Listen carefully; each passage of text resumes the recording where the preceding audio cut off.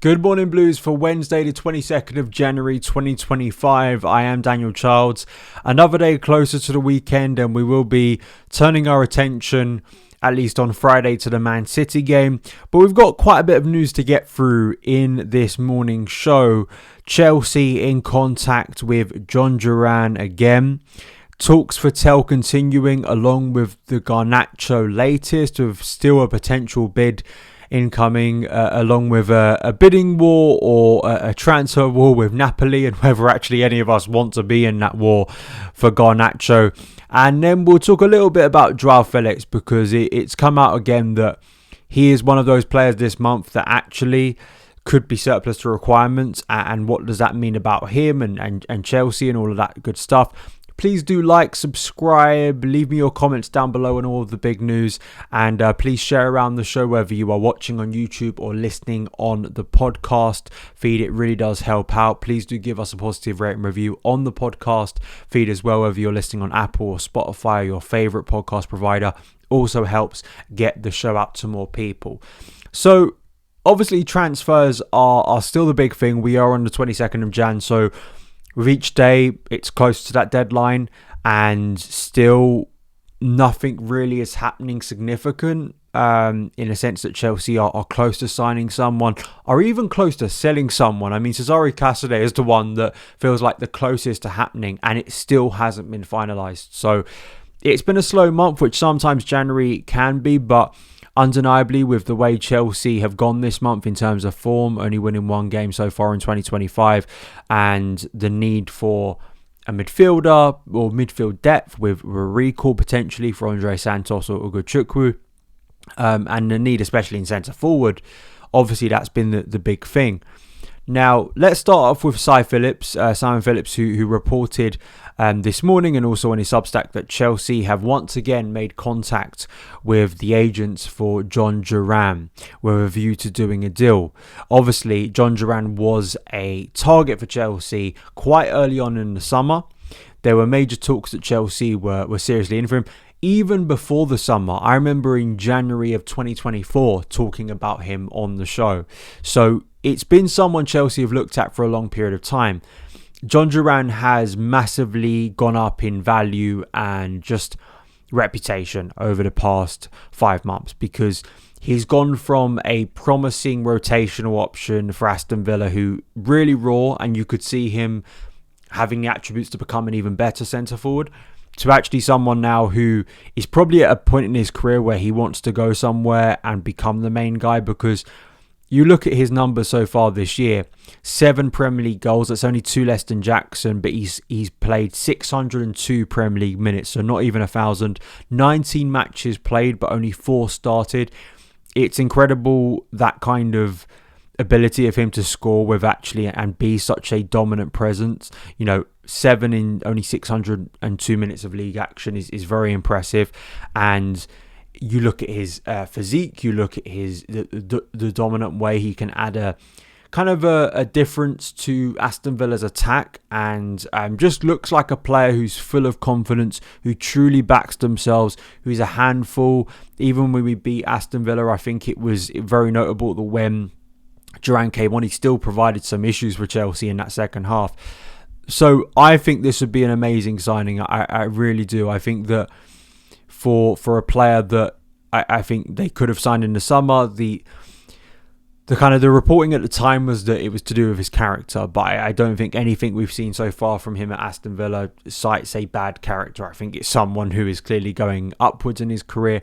The issue is, and Matt Law's reported this, other people have reported this, that it's kind of hard to see at the moment Chelsea signing Jhon Duran this month. And it's understandable why. Why would Aston Villa want to give one of their best players to a Champions League rival?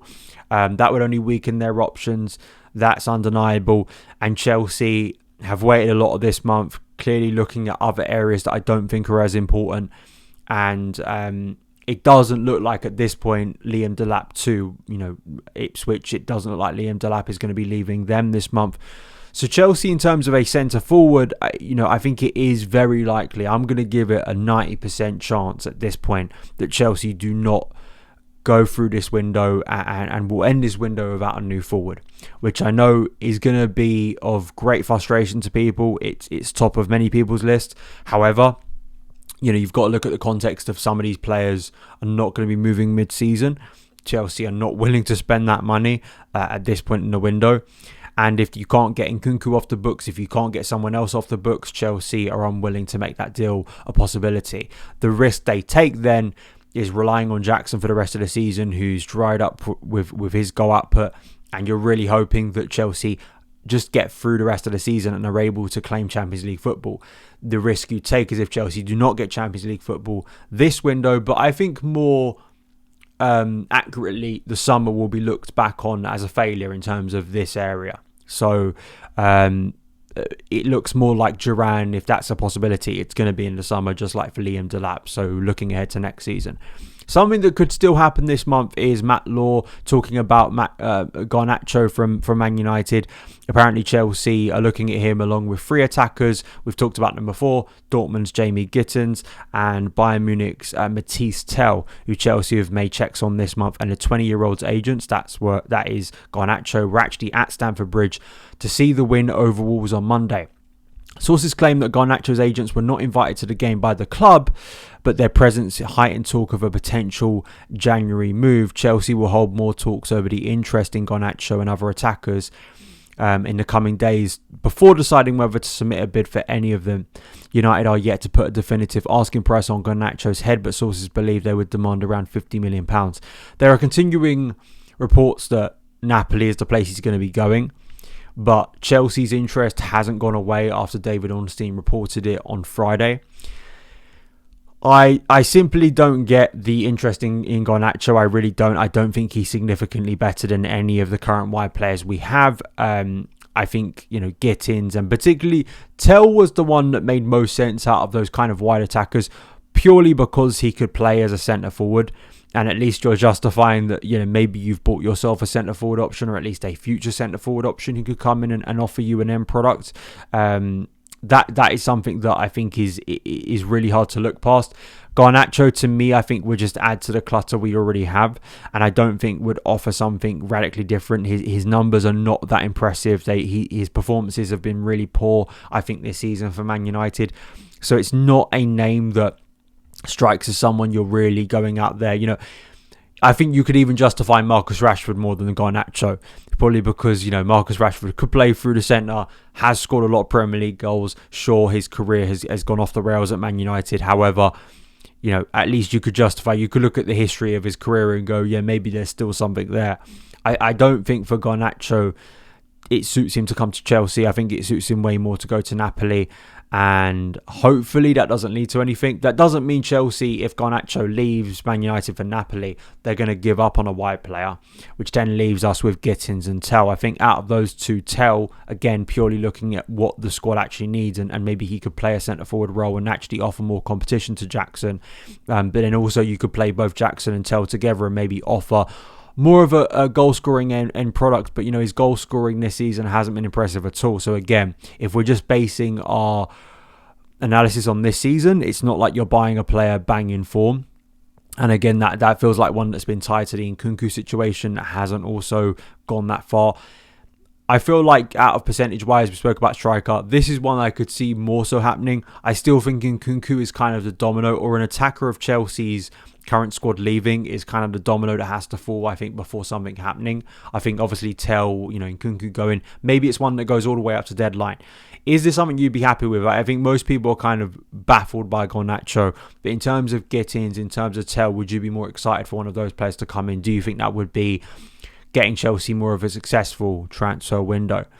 The final thing is Ben Jacobs saying that Chelsea are open to offers for Joao Felix. Now, we have heard reports that AC Milan are interested in him, but I think this is the first kind of concrete report we've got that Chelsea are actually, open and looking and sort of looking at him along with Chukwuemeka, Nkunku, Axel Disasi, Kenan Dewsbury-Hall, those batch of players that could still leave before the end of this transfer window.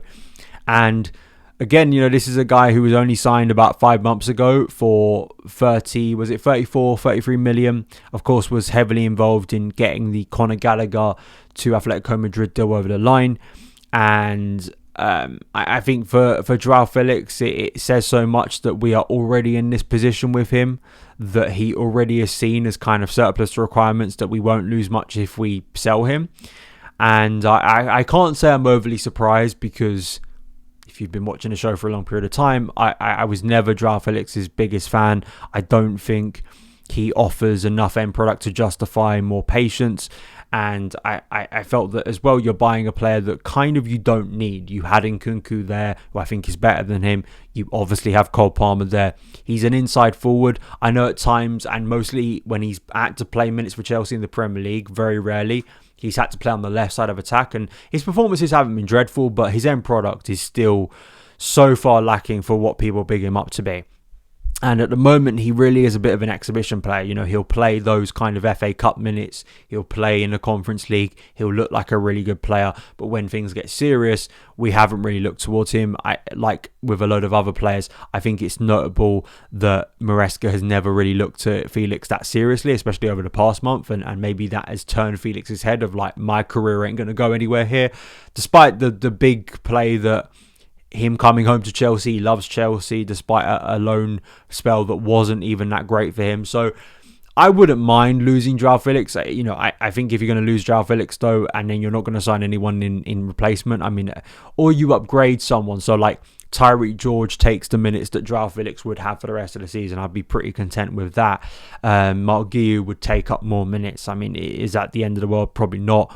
Though I think it reflects where Felix is. I mean, I wonder whether you feel differently about him. I think he could, if he stays at Chelsea, I think he could fulfill a very comfortable BC type role where I think he'll play those kind of less important minutes. He'll score a couple of nice goals. I don't think he'll ever progress to be anything more than that, but that's where I think he sits in his career, because I don't think he's a player you're going to trust to get you significant goals unless he really transforms his game. But I don't see it at this point because he's had a lot of time to do it. But, you know, are Chelsea going to gain much at this point and gain anything more than what they bought him? I think it would be a loan. You know, I think between now and the end of the window, I'd be absolutely shocked if Chelsea were able to sell Joao Felix permanently. I think when they talk about open for offers, I think they just mean loan. So again, it doesn't, you know, reflect what was done last summer as being very good for the squad, because you shouldn't be looking at summer signings already and going, actually, let's cut ties with these players. You know, it reflects a signing that, again, you know, Joao Felix to me felt like a make weight. That's what it was. It should have been Samuel Omorodian, who was more suitable for Chelsea. I think Chelsea would have gained more from Samuel Omorodian as a striker option, which is what we're suffering from now.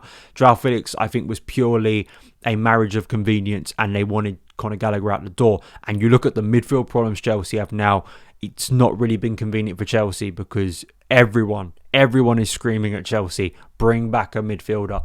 And Matt Law is reporting that they're going to judge between now and the end of the window whether they need that. I don't know what they need to judge. Basically, a serious injury would be needed to bring someone back. I think that's ludicrous. You're trying to sell Cesare Casadei. Kiernan Dewsbury has only had one Premier League start so far this year.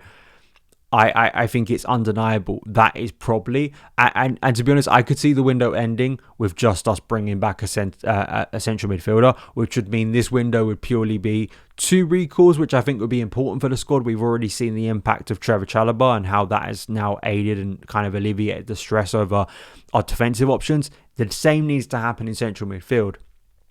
So, I don't know. Out of the two, I'm just interested, out of the two, who would you rather see come back? Andre Santos, who's more of like an attack-minded central midfielder, or Leslie Ugochukwu, who is definitely more of a defensive-minded midfielder? Let me know in the comments below. But that is it for today's show. Let me know your thoughts on everything we spoke about in the comments below. Follow me across the socials at Sound of Chelsea. Have a great Wednesday, and I'll see you again very soon. All the best.